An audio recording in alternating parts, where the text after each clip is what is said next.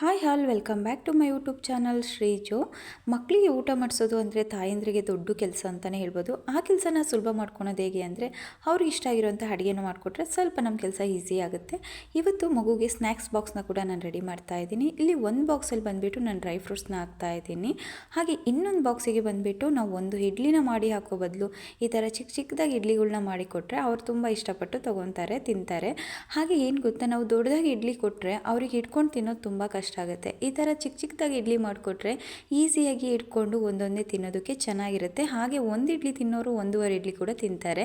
So ನೋಡಿ, ಈ ಥರ ನಂದು ಇವತ್ತಿನ ಸ್ನ್ಯಾಕ್ಸ್ ಬಾಕ್ಸ್ ರೆಡಿ ಆಯಿತು. ಇದೇ ಥರ ಎವ್ರಿ ಡೇ ನಿಮಗೆ ಸ್ನ್ಯಾಕ್ಸ್ ಬಾಕ್ಸ್ ರೆಸಿಪೀಸ್ನ ನಾನು ಶೇರ್ ಮಾಡ್ಕೊತಾ ಇದ್ದೀನಿ. ಸೊ ಹಾಗೆ ಅವ್ರ ಬ್ಯಾಗ್ನ ಕೂಡ ನಾನು ಪ್ಯಾಕ್ ಮಾಡ್ತಾ ಇದ್ದೀನಿ. ಇಲ್ಲಿ ಒಂದು ಜೊತೆ ನಾನು ಬಟ್ಟೆನ ಇಡ್ತೀನಿ, ಯಾಕೆಂದರೆ ಚಿಕ್ಕ ಮಕ್ಕಳಲ್ವಾ, ಏನಾದರೂ ಗಲೀಜು ಮಾಡಿಕೊಂಡ್ರೆ ಒಂದು ಪೇರ್ ಈ ಥರ ಬಟ್ಟೆ ಇಡೋದು ಒಳ್ಳೆಯದು. ಹಾಗೆ ನಾನು ಕೆಲವೊಂದು ಬುಕ್ಕು ಮತ್ತು ವಾಟ್ರ್ ಬಾಟ್ಲು, ಒಂದು ಜಾಮಿಟರ್ ಬಾಕ್ಸ್ ಇಟ್ಟಿದ್ದೀನಿ. ಸೊ ಬ್ಯಾಗ್ ತೊಗೊಂಡ್ರೆ ಸಾಕು ಓಡ್ ಬಂದುಬಿಡ್ತಾನೆ. ಇದು ಇವನ ಸೆಕೆಂಡ್ ಡೇ, ಬಟ್ ಆದರೂ ಕೂಡ ಎಷ್ಟು ಖುಷಿಯಾಗಿ ಹೋಗ್ತಾ ಇದ್ದಾನೆ. ಅವನು ಬ್ಯಾಗ್ ತೊಗೊಂಡಿದ್ದ ತಕ್ಷಣ ಫುಲ್ ಖುಷಿಯಾಗಿಬಿಡ್ತಾನೆ. ಹಾಗೆ ಶೂ ಎಲ್ಲ ವೇರ್ ಮಾಡಿಕೊಂಡು ಹೊರಟ. ಸೊ ಲಿಫ್ಟಲ್ಲಿ ಕಾಯ್ತಾ ಇದ್ದಾನೆ, ಲಿಫ್ಟ್ ಯಾವಾಗ ಓಪನ್ ಆಗುತ್ತೆ, ಯಾವಾಗ ಕೆಳಗಡೆ ಹೋಗ್ತಾ ಇದ್ದೀನಿ ನಾನು ಅಂಥೇಳಿ. ಸೊ ಲಿಫ್ಟ್ ಓಪನ್ ಆಗಿದ ತಕ್ಷಣವೇ ಅವ್ನ ಗಾಡಿ ತೊಗೊಂಡು ಹೊರಟೇ ಬಿಟ್ಟ. ಸೊ ಹಿಂದೆ ಬರ್ತಾ ಇದ್ದಾರೋ ಇಲ್ವೋ, ನಾನು ಒಬ್ಬನೇನಾ ಏನೂ ನೋಡಲಿಲ್ಲ. ಹಾಗೆ ಮೇಲ್ಗಡೆಯಿಂದ ಅವ್ರ ಅಜ್ಜಿ ಹಾಯ್ ಮಾಡ್ತಾ ಇದ್ದಾರೆ, ಇವನು ಕೂಡ ಬಾಯ್ ಹೇಳಿ ಹೊರಟ. ಸೊ ನೋಡಿ ಹೇಗಿರ್ತಾರೆ ಮಕ್ಕಳು.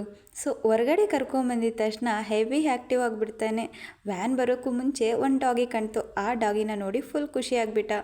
ಇನ್ನು ಮುಂದೆ ಈ ಥರ ಸ್ನ್ಯಾಕ್ಸ್ ಬಾಕ್ಸ್ನ ನಾನು ಡೈಲಿ ಅಪ್ಲೋಡ್ ಮಾಡ್ತಾನೆ ಇರ್ತೀನಿ. Please subscribe my YouTube channel. Thank you for watching all.